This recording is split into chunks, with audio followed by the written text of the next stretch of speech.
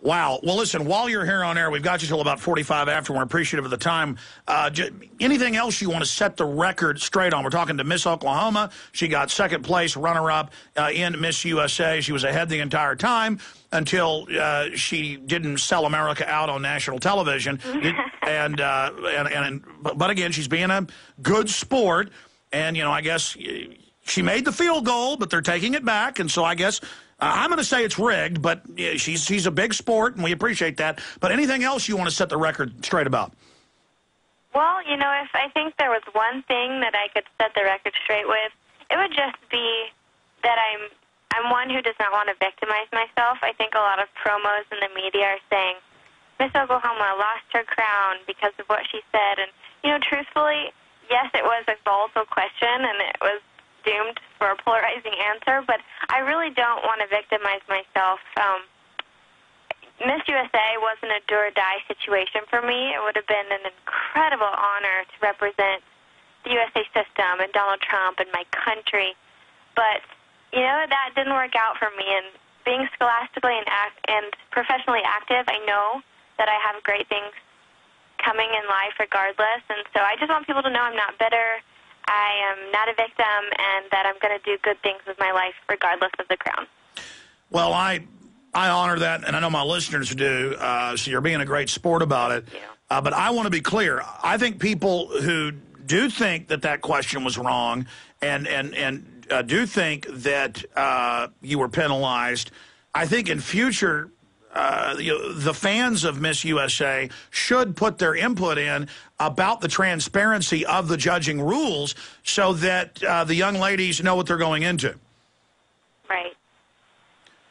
Now, you're very young. I mean, you're in a sophomore or junior in college? A junior in college. I'm 21 years old. And so you can continue to be part of pageants. This isn't your last rodeo. Well, yes and no. The USA system, it goes on to Miss Universe, and because of that, it's the most prestigious pageant in the world. And so I've kind of already competed as far up as I can go. And so if I wanted to compete, there are other systems. There's Miss World, there's Miss International, and there's, of course, Miss America, who has the talent portion. And so, you know, I'm open-minded to that, but I think at this point in my life, I'm ready to move on and pursue my career and finish my education and that kind of thing. I don't completely shut it out, but at this moment in time, I don't think I'll be competing anymore. Well, that's great. I mean, you're very well balanced. You've got a larger universe out there than just these beauty pageants, but it is great to have Miss Oklahoma with us. We'll talk about her worldview and what she's planning in her career next when we get back. Stay with us. Recent polls have shown a fifth of Americans can't locate the U.S. on a world map. Why do you think this is?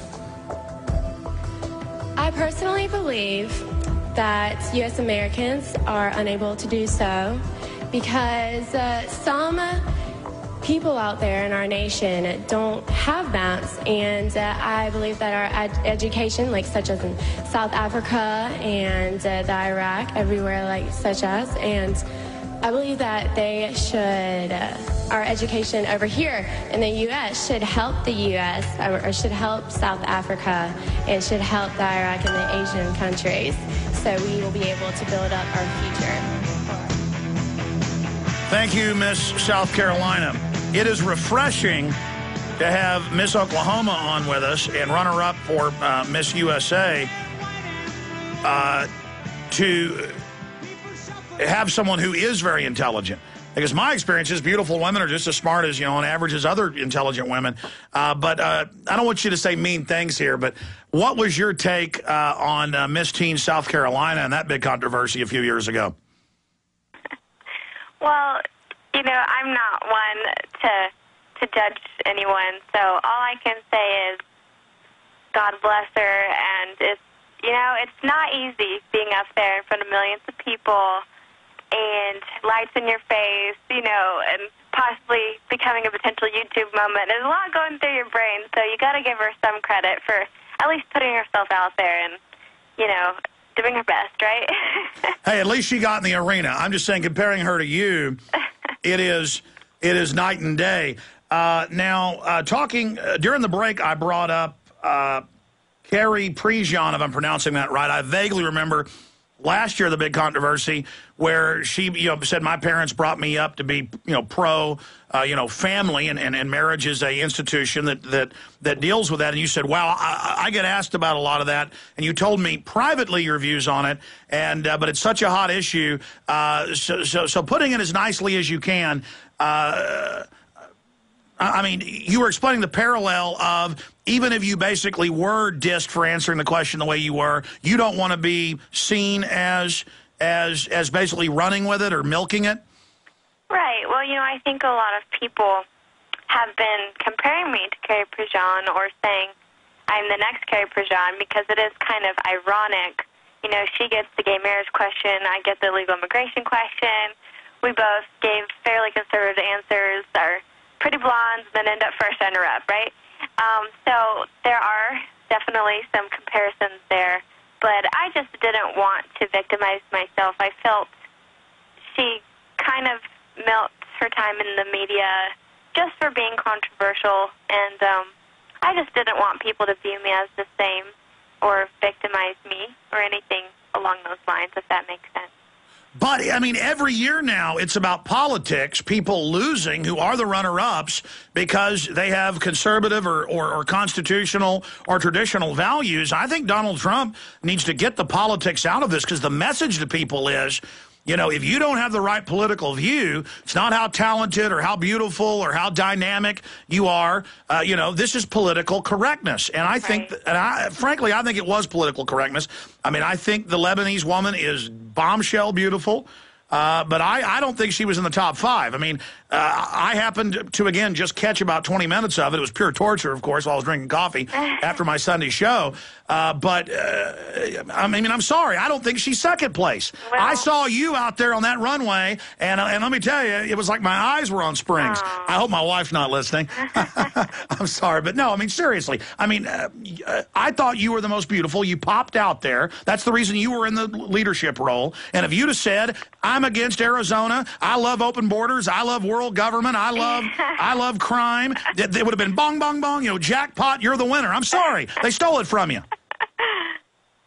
Again, I would hope that's not the case, but you're absolutely correct, actually. Rima, while she is stunningly beautiful, if you average swimsuit and evening gown, I think she was actually in 7th place. And so, winning, I'm so proud of her, and I think it's awesome that she's Arab American. I think that's, a great, neat thing for our country, but it is a little disappointing for me, when you want something so badly and so close, but so far. But again, I'm doing okay. I'm not bitter, and I'm just excited for what's next in my life.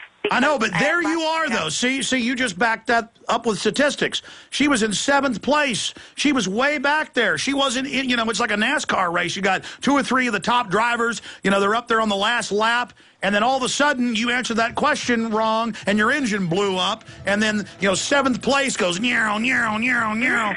I mean, come on.